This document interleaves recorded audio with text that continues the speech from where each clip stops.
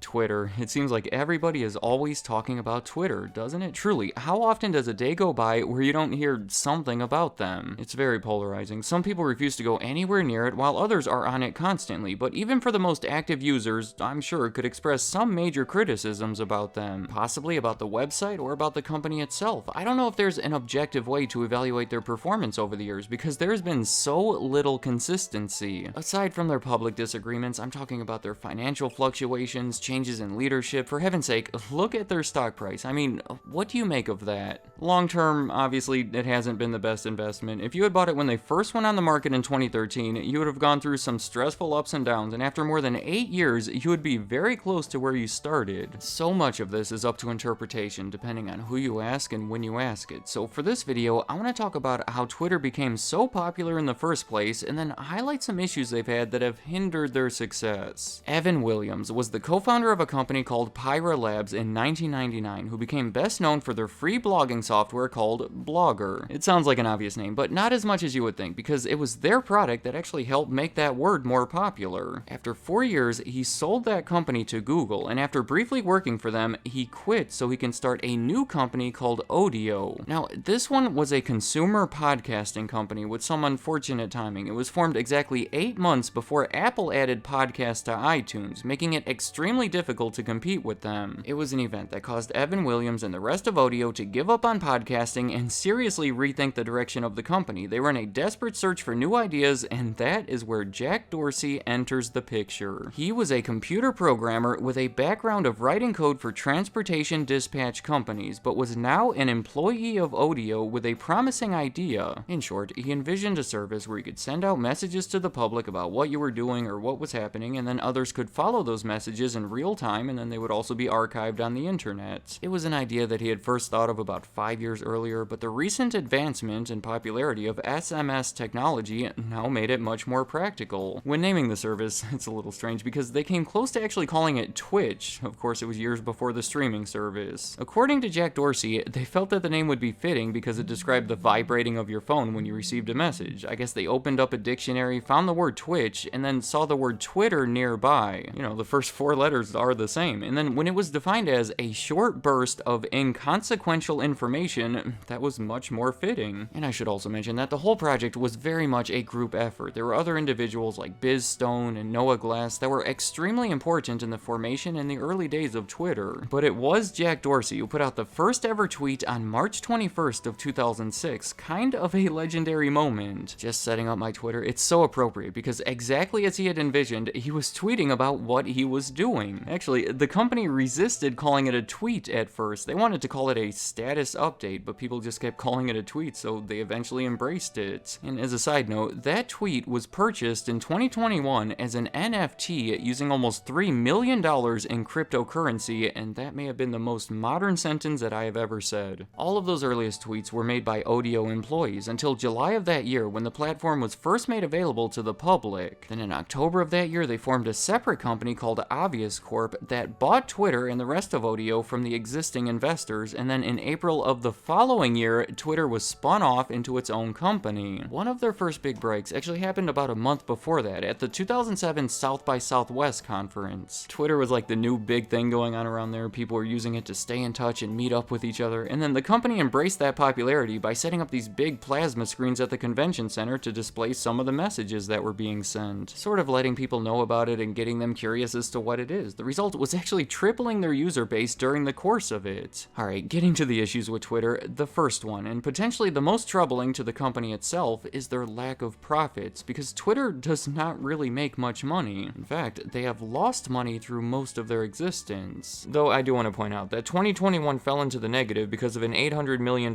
legal settlement dating back 5 years, so that year would be looking much better otherwise. Part of the issue there has to do with stock-based compensation, where they pay their employees by giving giving them stock in the company. It's a common thing to do, especially in technology companies like this, but Twitter does it more than most, to a point where it can be concerning. The problem with it is that it dilutes the stock by creating more shares, and then it lowers the profits because it's reported as a non-cash expense. In 2015, they did lay off 8% of their workforce in an effort to cut costs and hopefully raise their profits. Then, on the revenue end, most of their money comes from advertising in the form of promoted tweets, promoted accounts, and promoted trends. Basically, the idea that they have so many people using the platform and they have this proprietary algorithm that can ensure an advertiser that their stuff could be promoted to a lot of people and to the right people. But the criticism is that the system hasn't been as effective as you would hope given their large user base. But then, that leads me to their second issue, difficulty in growing their user base, because the number of people using Twitter regularly has dramatically slowed down. Looking at the graph, their monthly active users stopped increasing as fast in 2015 and even went down for the first time in 2018, the final year before they started reporting those numbers differently. And when we isolate just the users in the United States, the slowdown, I think, is even more dramatic. For comparison, in 2021, Instagram surpassed 2 billion monthly active users. For the first few years of Twitter,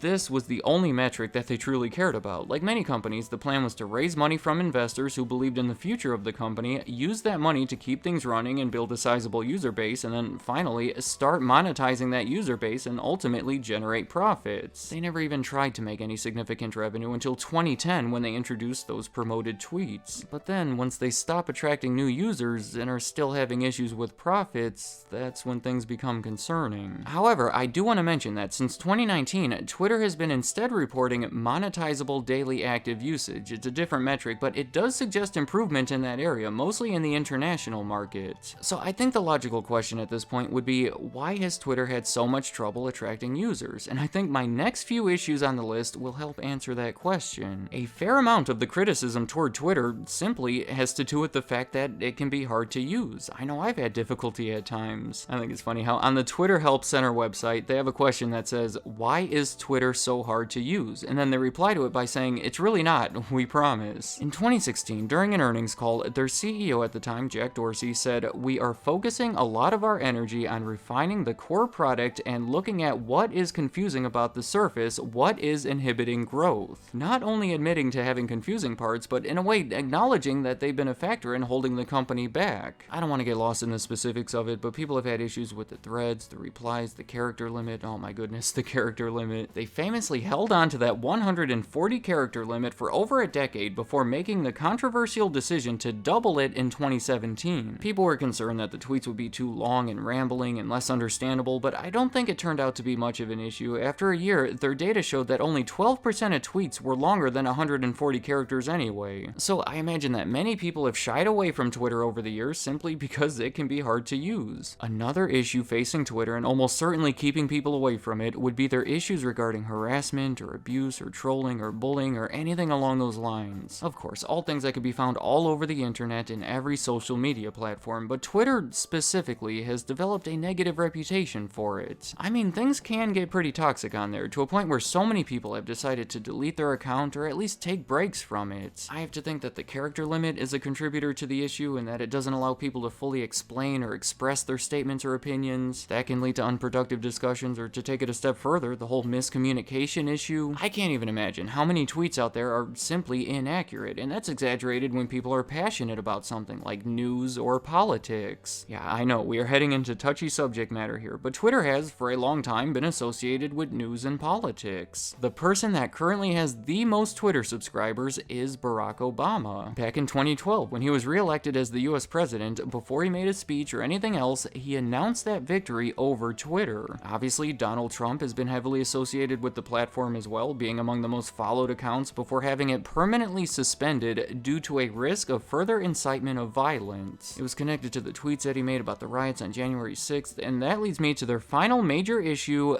censorship. And this one is complicated, to say the least. There's obviously an issue on Twitter regarding harassment and misinformation and everything I just talked about. Well, their main attempt to address that has been to discourage it by adding labels, deleting tweets, suspending accounts. But there is so much ambiguity involved. How do you determine what is acceptable and what isn't? How do you set the rules and enforce them consistently? What one person may see as bullying or violence, another person may see as a simple expression of opinion. I don't know, it gets heavy. I'm not saying I have the answers here, As far as I'm concerned, it's like an impossible problem to solve. But many have criticized the way that they've approached it. When Elon Musk made his bid to buy Twitter, he essentially implied that Twitter doesn't allow free speech and are holding themselves back because of it. It's a belief that's shared by many others and opposed by many others. I'm sure you could tell that I'm trying to be very careful to objectively present the issue. If at any point I sounded like I was taking a stance on one side or the other, I promise you I was not. That is not my intention in this. I simply want to present the issue and the fact that it has been negatively impacting the Twitter company. To summarize, even though Twitter continues to receive negative attention and are still very much facing all these issues, I would say the company is looking healthier now than they did a few years ago. In fact, thanks in part to their international growth, they've been reporting some of their highest ever sales figures. They had set an aggressive goal to double their revenue over a few years' time, and they are in the process of it. Overall, it depends on how you look at it. Things could be better, there's no doubt about that, but in many ways, they have been worse. Let me know in the comments, what do you think about Twitter? Would you say that they are declining without much potential, or are they on the right track? If you happen to be an avid Twitter user, I'm curious, why do you use it, and do you have any criticisms about it? Or on the other end, if you don't use Twitter, what's keeping you away from it? Was it something I talked about, or was it something completely different? Because as I always say, this was not a complete list. It's just what appears to be the biggest issues for a company that hasn't quite lived up to its potential. And a final note, please just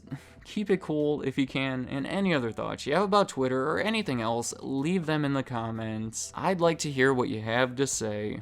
Thank you for watching.